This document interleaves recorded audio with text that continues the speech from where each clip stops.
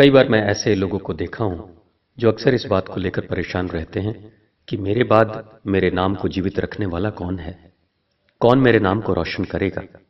और अक्सर बात आकर रुकती है उस जगह पे कि इंसान के बाद उसके जो वंशज हैं, उसके जो लोग हैं, उसके बाल बच्चे हैं, वही उसके नाम को रोशन करेंगे। लेकिन एक बहुत गहरी बात है जिसके ऊपर हमें ध्यान देने की जरूरत है। हमें ध्यान देने की जरूरत है उन लोगों के बारे में जो आज नहीं हैं लेकिन फिर भी वो जीवित हैं लोगों के जहन में, लोगों के दिलों में।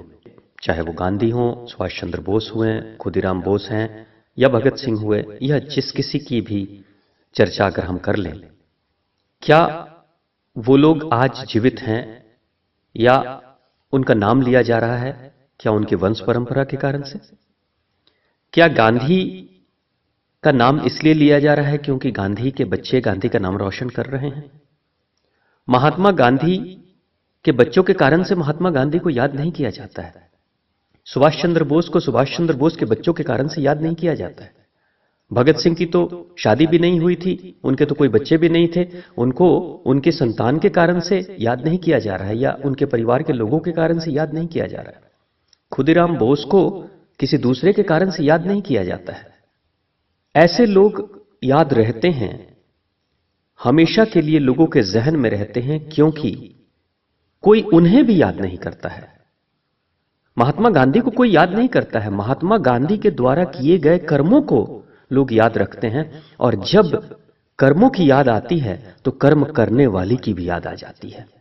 यानी कर्म ही लोगों को याद रहता है और कर्म करने वाले का नाम पीछे से चला आता है, उसके साथ वो चोली दामन का साथ है, वो उसके साये की तरह है। कर्म का साया इंसान का नाम है। तो अगर हम चाहते हैं कि हमारे बाद भी लोग हमें याद करें, तो उसके लिए हमें इस जगत में ऐसे कर्म करने पड़ेंगे, चाहे वो क्षेत्र कोई भी हो। ऐसा जरूरी नहीं है कि सिर्फ बड़े राजनीतिज्ञ और बड़े नेतृत्व की क्षमता रखने वाले लोगों को ही लोग याद करते हैं।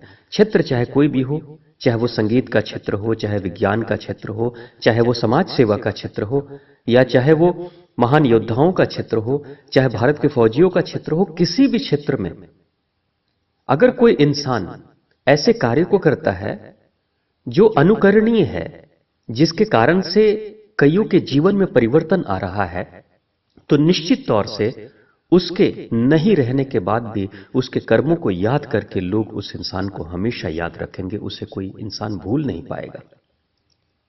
तो मरने के बाद अगर हम जीवित रहना चाहते हैं तो जीवन के रहते हुए ही अपने कर्म ऐसे करें कि हमारे चले जाने के बाद भी लोग कर्मों के कारण से हमें याद करें। कर्म ही हैं, इंसानों के द्वारा किए गए पुण्य कार्य ही हैं। अब यहां पे ऐसा नहीं है कि सिर्फ पुण्य कार्यों के कारण से लोगों को याद किया जाता है।